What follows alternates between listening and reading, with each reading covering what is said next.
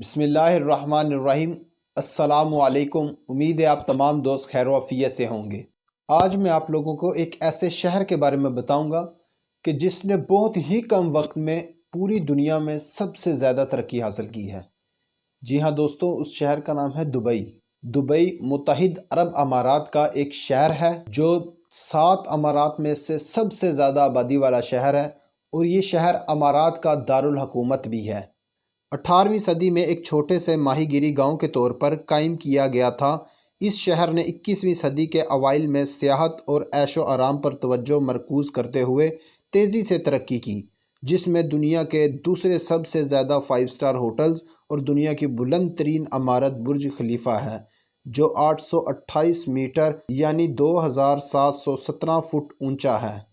Dubai اپنی صنعتوں، شاندار عمارات، سپورٹس ایونٹ اور اس کے علاوہ گنیز بک آف ورلڈ میں ریکارڈ اندراج کرنے کی وجہ سے بھی پوری دنیا میں جانا جاتا ہے۔ یہ شہر صنعتوں کے علاوہ صحت کے حوالے سے بھی دنیا بھر میں مشہور ہے، اور اس وقت شہر میں جاری عظیم ترقیاتی منصوبے دنیا بھر کی نگاہوں کا مرکز بنے ہوئے ہیں۔ دبئی دنیا کے 25 مہنگے ترین شہروں میں بھی شامل ہے۔ دبئی اس دنیا میں کس طرح امیر ترین شہر بنا اور یہ پہلے کس طرح کا تھا، لہٰذا اس کی مکمل تفصیل جاننے کے لیے اس میری ویڈیو کو مکمل طور پر دیکھیں۔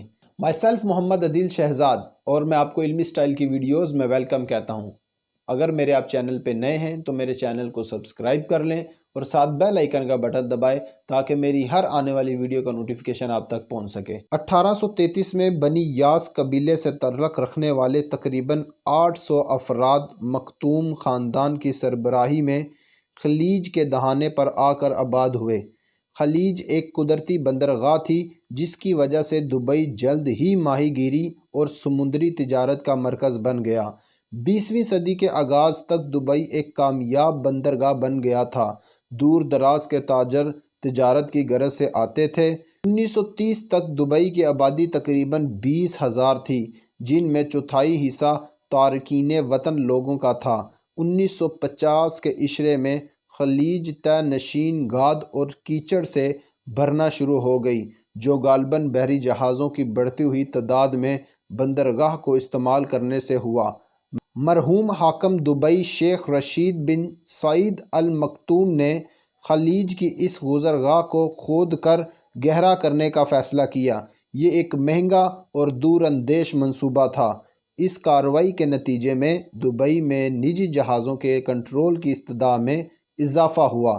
نتیجاً اس نے دبئی کو ایک بڑے تجارتی اور دوبارہ ایکسپورٹ ہونے والی اشیاء کے مرکز کی حیثیت سے نئی قوت ادا کی۔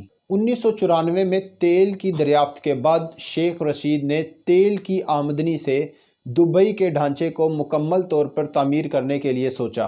دبئی ایک ایسی جگہ پر واقع ہے جہاں پر جانے کے لیے افریقہ، یورپ اور ایشیا کے بڑے بڑے شہروں سے ہوائی پروازیں سیدھی دبئی کو جاتی ہیں۔ دبئی کے بین الاقوامی ہوائی اڈے کا دنیا کے 10 چوٹی کے ہوائی اڈوں میں شمار ہوتا ہے، اور اب اس کی گنجائش سالانہ 14 ملین افراد کی نقل و حرکت کے لیے کافی ہے۔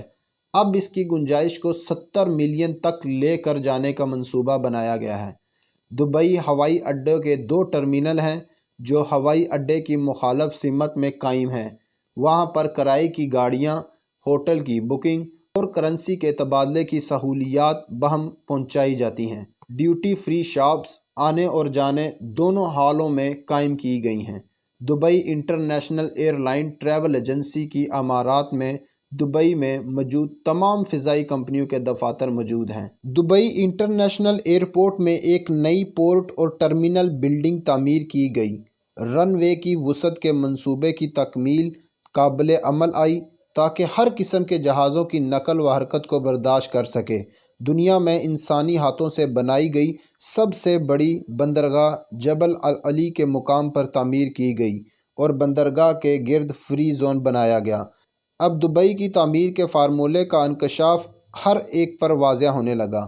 ایک واضح تصویر والی قیادت، اعلیٰ معیار بنیادی ڈھانچہ، نو آبادیوں کے لیے دوستانہ ماحول، ذاتی اور کاروباری منافع، صفر ٹیکس۔ دبئی مصر سے لے کر برصغیر اور جنوبی افریقہ سے لے کر اب CIS کہلانے والے ممالک تک پھیلے ہوئے خطے کا تجارتی اور سیاحی مرکز بن گیا۔ 1940 سے شیخ زید بن سلطان ال نہیان نے، جو اس وقت ابو ظبی کے حاکم تھے، اور شیخ رشید بن سعید ال مکتوم نے اس خطے میں عرب امارات کی ایک فیڈریشن بنانے کا خواب دیکھا تھا۔ 1970 میں جب Dubai, Abu Dhabi, Sharjah, Ajman, Al Quwain, Fujairah اور 1972 میں راس الخمیمہ متحد عرب امارات بنانے کے لیے متحد ہوئے تو ان کا یہ خواب تعمیر و تعبیر ہوا۔ شیخ زائد، جو UAE کے پہلے صدر تھے، ان کی سربراہی میں UAE دنیا کے امیر ترین ممالک میں سے ایک ملک بن چکا ہے، جس کا سالانہ فیکس GDP 17,000 امریکی ڈالر سے بھی تجاوز کر گیا ہے۔ اب میں آپ لوگوں کو اس ویڈیو میں دبئی کی تہذیب، ثقافت اور وہاں کے لوگوں کا رہن سہن کے بارے میں بتاؤں گا کہ وہاں پر لوگ کس طرح اپنی زندگی گزارتے ہیں۔ دبئی کی تہذیب و ثقافت کی جڑیں اسلامی روایات سے جا کر ملتی ہیں۔ امارات ان کی غیر ملکیوں جو مذہب اسلام کے پابند نہیں احترام کرتا ہے اور ان کو خوش آمدید کہتا ہے۔ بیرونی تارکین وطن اپنی مذہبی فرائض کی ادائیگی کے سلسلے میں مکمل طور پر آزاد ہیں اور وہاں کوئی بھی لباس پہننے کی آزادی ہے۔ یہاں خواتین سے تفریقی سلوک نہیں کیا جاتا۔ خوش اخلاقی اور مہمان نوازی دبئی کی لاتعداد خوبیوں میں سے ایک ہے۔ حاکمین وقت اپنی ثقافت کو قائم رکھنے میں بہت مستعد ہیں اور اس لیے انہوں نے کئی عملی اقدامات کیے ہیں۔ ان میں سے ایک اپنے ماضی کے عکاسی کھیلوں کی حوصلہ افزائی کرتے ہیں۔ باز سے شکار، اونٹوں کی دوڑ بہت زیادہ مقبولیت کے حامل ہیں۔ سرکاری زبان عربی ہے لیکن لوگ دفاتر کے باہر انگریزی بولتے ہیں اور اس شہر میں مختلف اقوام سے تعلق رکھنے والے لوگ موجود ہیں اور انگریزی کو روزمرہ کی بات چیت میں ایک مشترکہ زبان کے طور پر استعمال کرتے ہیں۔ اکثر سڑکوں اور دکانوں کے سائن بورڈ اور ہوٹلوں کے مینیو عربی اور انگریزی دونوں میں لکھے ہوتے ہیں۔ امارات کے مقامی لوگ عمومی روایتی لباس استعمال کرتے ہیں۔ مرد حضرات سفید لمبا چوغا اور اس کے ساتھ سفید یا سرخ چیک والا رومال پہنتے ہیں۔ عوامی مقامات پر خواتین عبایا، ایک کالے رنگ کا برقع جو ان کی عام لباس کو ڈھانپ لیتا ہے، استعمال کرتی ہیں۔ وہ اپنے سروں کو اسکارف سے بھی ڈھانپتی ہیں۔ سیاحوں کی فوٹوگرافی قابل قبول ہے اور ان سے تمام خوبصورتی چیزوں کی تصویر کشی کی توقع کی جاتی ہے۔ عام طور پر لوگوں کی تصویر اتارنے سے پہلے ان سے پوچھنے کے لیے ایک تہذیبی طریقہ خیال کیا جاتا ہے۔